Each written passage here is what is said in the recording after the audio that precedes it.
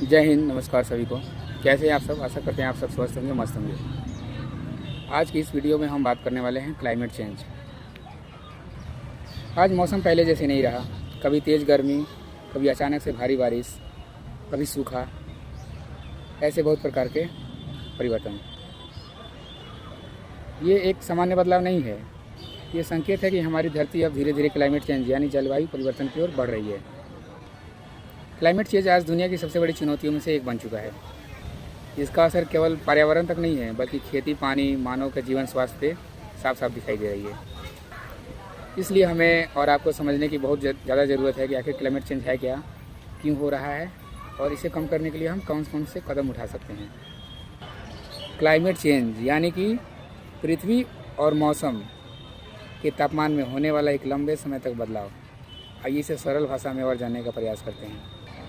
मानव जीवन की बहुत सारी गतिविधियां हैं, जिसमें से जैसे कि है पेट्रोल जलाना और अत्याधुनिक जंगलों की कटाई, फैक्ट्रियों का धुआं के साथ साथ बहुत सारे ऐसे कारण हैं जो कि वायुमंडल में गर्मी बढ़ाने वाली गैसें को बढ़ावा दे रहे हैं और इन सभी से धरती बहुत ज़्यादा गर्म हो रही है धीरे धीरे।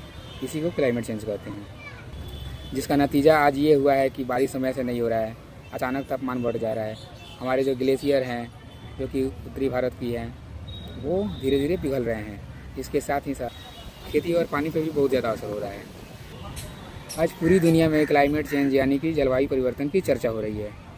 टीवी, समाचार, स्कूल और मीडिया में भी इसके बारे में बहुत अच्छे से बताया जाता है। लेकिन समाज के बहुत ऐसे लोग हैं अभी भी नहीं समझ पा रहे हैं कि आखिर क्लाइमेट चेंज है क्या, क्यों इसकी इतनी ज़्यादा चर्चा हो रही है और यह हमारे जीवन को कैसे प्रभावित कर रहा है। असल में क्लाइमेट चेंज केवल मौसम बदलने की बात नहीं है, बल्कि यह पृथ्वी के पूरे प्राकृतिक संतुलन में होने वाला बहुत बड़ा परिवर्तन है। पहले के समय में बारिश समय पे होता था, सर्दी का मौसम या गर्मी का मौसम वो सामान्य स्थिति में रहता था और किसान लोग जो खेती करते थे उसका भी जो चक्र होता है वो भी एक सामान्य ही था। लेकिन अब गर्मी बहुत ज़्यादा बढ़ रही है, समय पे बारिश भी नहीं हो रही है। बारिश कभी बहुत ज़्यादा तो कभी बहुत कम ही हो रही है। मौसम धीरे धीरे अनियमित होता जा रहा है और इसी को जलवायु परिवर्तन कहते हैं। अब हम जानेंगे कि आखिर ये क्लाइमेट चेंज का समस्या क्यों हुआ। सबसे पहला कारण है प्रदूषण। तो प्रदूषण में क्यों हो रहा है? फैक्ट्रियों में बिजली बनाने के लिए कोयला का जो उपयोग होता है उसमें, और गाड़ी के धुएं से जितनी भी गैसें निकल रही है वो सब कार्बन डाइऑक्साइड गैस है और ये गैसें हमारे जलवायु को गर्म कर रही है। दूसरा इसका कारण है जंगलों की कटाई। पेड़ हमारे वातावरण से कार्बन डाइऑक्साइड को लेते हैं और ऑक्सीजन को देते हैं, लेकिन हो क्या रहा है कि हमारे जंगलों की कटाई बहुत तेज़ी से हो रही है, जिसमें वातावरण असंतुलन हो गया है। और इसका तीसरा कारण है प्लास्टिक और कचरा। प्लास्टिक और कचरा जलाने से भी हमारा वातावरण ख़राब होता है और हमारा वायुमंडल का जो भी सिस्टम है वो असंतुलित होता है। चौथा कारण है हमारी बढ़ती हुई जनसंख्या और उन जनसंख्याओं के द्वारा अधिक से अधिक के संसाधनों का उपयोग करना।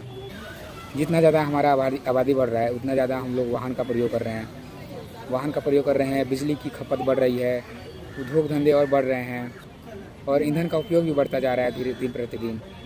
इन सब चीज़ों से हमारे वायुमंडल में गर्मी प्रदान करने वाली गैसें बढ़ रही है और ये गैसें धीरे धीरे जलवायु को भी परिवर्तन के लिए बाध्य कर रही है। हमारे पृथ्वी के चारों तरफ वायुमंडल में गैस की एक परत होती है और इस परत का काम होता है कि सूर्य से आने वाली गर्मी को रोककर इस पृथ्वी को मानव जीवन को रहने के लिए योग्य बनाना।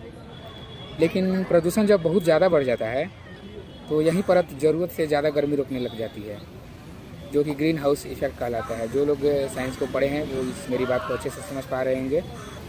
हमारा भारत देश एक कृषि प्रधान देश है, इसलिए हमारे भारत देश में जलवायु परिवर्तन का सबसे ज़्यादा प्रभाव पड़ने वाला है। बिहार, यूपी आदि राज्यों में तेज़ गर्मी का सामना होगा। असम और बिहार में बाढ़ की समस्याएं बहुत ज़्यादा होगी। कई राज्यों में तो पानी की भारी कमी हो सकती है। चलिए, अब तक तो हम जाने कि क्लाइमेट चेंज क्यों हो रहा है, क्लाइमेट चेंज होता क्या है। अब हम जानने का प्रयास करेंगे। आखिर समस्या तो हो गई है, लेकिन हम इसे कैसे समाधान कर सकते हैं? क्या हम अपने प्रयासों से इसको कम कर सकते हैं? तो चलिए जानते हैं उसको भी। देखिए, क्लाइमेट चेंज को पूरी तरह रोकना तो कठिन है, लेकिन हाँ, इसे कम ज़रूर किया जा सकता है। कैसे? इस परिस्थिति में हमें क्या करना चाहिए? हमें ज़्यादा से ज़्यादा पेड़ लगाना चाहिए। पेड़ वातावरण को संतुलित करते हैं। हमारे वायुमंडल में जितनी भी कार्बन डाइऑक्साइड गैस है उसे लेकर और ऑक्सीजन ज़्यादा से ज़्यादा देने का काम करते हैं। हमारे घरों में उपयोग होने बिजली को अनावश्यक रूप से उपयोग न करें, जितनी ज़रूरत हो उतनी उपयोग करें। हाल ही में योगी आदित्यनाथ भी इस बात को बोल चुके हैं। कभी कभी हम लोग पानी का बहुत ज़्यादा ही हद से ज़्यादा इस्तेमाल करते हैं बिना मतलब का, उसे हमें कम करना होगा। पानी का उपयोग ज़रूरत के हिसाब से ही करना होगा, अनावश्यक रूप से बर्बादी नहीं होनी चाहिए। आजकल तो नल जल लगे हैं, देखते हैं हम कई कई जगह तो ऐसे ही पाइप फटे हुए हैं और पानी बह रहा है, उसको कोई देखने वाला नहीं है। उन जैसे चीज़ों पर रोक लगाना होगा।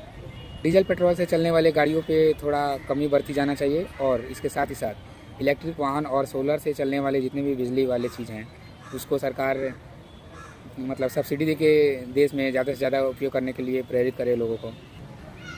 आज की युवा पीढ़ी, हमारे और आपके जैसे युवा लोग क्लाइमेट चेंज के खिलाफ बहुत बड़ी ताकत बन सकते हैं। लोगों को जागरूक करके, सोशल मीडिया पे वीडियो के माध्यम से लोगों को जागरूक करके अधिक से अधिक पेड़ लगा के, उसके अलावा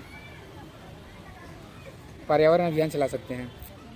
देखिए, क्लाइमेट चेंज अगर हम ये समझें कि भविष्य की समस्या है तो हम सबसे बड़े बेवकूफ़ हैं। क्लाइमेट चेंज भविष्य की नहीं, आज की समस्या है। अगर अभी हम अच्छी तरह से ध्यान नहीं दिए तो आने वाले समय में हमारे खेती और हमारा वायुमंडल और हमारा मानव स्वास्थ्य सभी पे बहुत गंभीर असर पड़ने वाला है। धरती केवल हमारे ही लिए नहीं बल्कि आने वाली पीढ़ियों के लिए भी जिम्मेदारी है। इसलिए हमें प्रकृति के साथ संतुलन बनाकर चलना होगा। आशा है कि आप मेरी बातों को समझ पाए होंगे। हमें क्या कर्तव्य करना है, क्या नहीं करना है, इस चीज़ को भी बहुत बारीकी से समझ पाए होंगे। तो मैं अपना प्रयास किया हूँ आप लोग को बताने का। मैं खुद जागरूक हूँ और मैं चाह रहा हूँ कि लोग भी सुने और समझें और इसके प्रति ध्यान दें। हम फालतू के कामों में ज़्यादा ना पड़ करके जो देश का जेन्युइन मुद्दा है उस पर ध्यान दें। चलिए, बहुत बहुत धन्यवाद। और ऐसे ही जागरूक वीडियो को आप तक पहुँचाने के लिए हम प्रयास करते रहते हैं। तो आप मेरे पेज को देख रहे हैं तो उसे आप फॉलो कर लें ताकि और भी वीडियो आप तक पहुँच पाए। जय हिंद, नमस्कार।